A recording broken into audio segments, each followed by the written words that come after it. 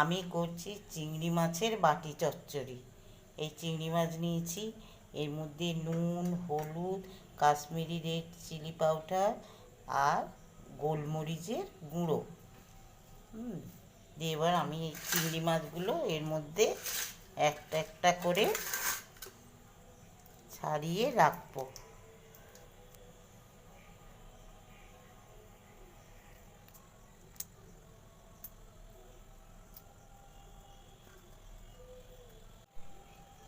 চিংড়ি মাছের সব খোসা ছাড়িয়ে এইভাবে খোসাগুলোকে আমি ছাড়িয়ে নিচ্ছি। নিয়ে এই চিংড়ি মাছের পিঠের মধ্যে একটা কালো অংশ থাকে, সেটা আমি চিড়ে বের করে দিচ্ছি। দেখুন এই কালো অংশটা আমি বের করে দিচ্ছি।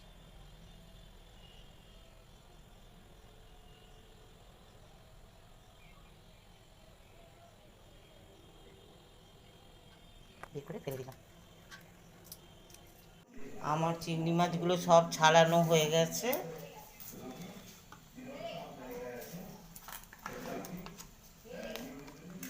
এতে আমি সর্ষের তেল, আমি আগে নুন, হলুদ, কালার মশলা আর গোলমরিচের গুঁড়ো দিয়েছিলাম। এবার একটু আমি সর্ষের তেল দিলাম, দিয়ে আমি এগুলো ভালো করে মাখছি।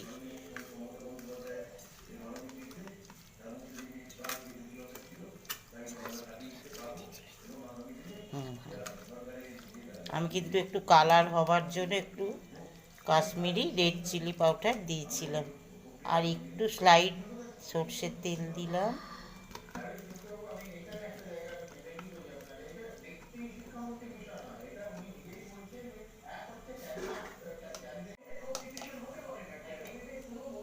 এর মধ্যে আমি মশলা করে রেখেছি কাঁচা লঙ্কা আর জিরে বাটা।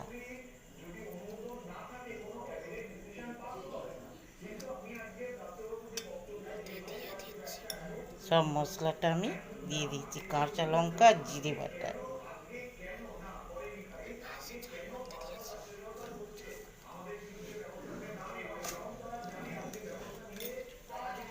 দেখুন আমি ভালো করে মেখে রাখছি।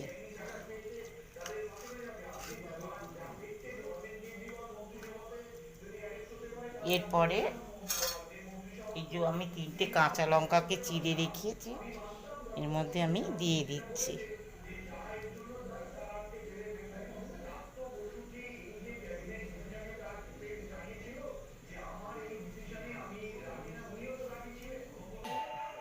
অনেকে শুকনো লঙ্কা ইউজ করে, আমি কিন্তু শুকনো লঙ্কা ইউজ করিনি। হ্যাঁ, কাঁচা লঙ্কা দিয়েই পুরোটা করছি। এর মধ্যে আমি চাপা দিয়ে দিলাম। এবার আমি গ্যাসের মধ্যে একটা পাত্রে জল গরম বসিয়েছি, দিয়ে একটা স্ট্যান্ড দিয়ে দিয়েছি। এর মধ্যে আমি কৌটোটা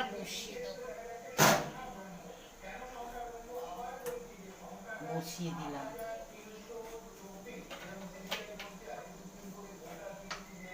একটু জল দিই, একটু মন্দ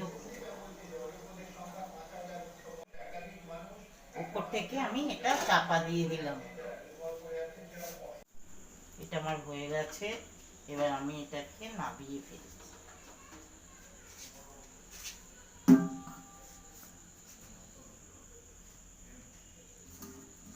আমার এটা হয়ে গেছে।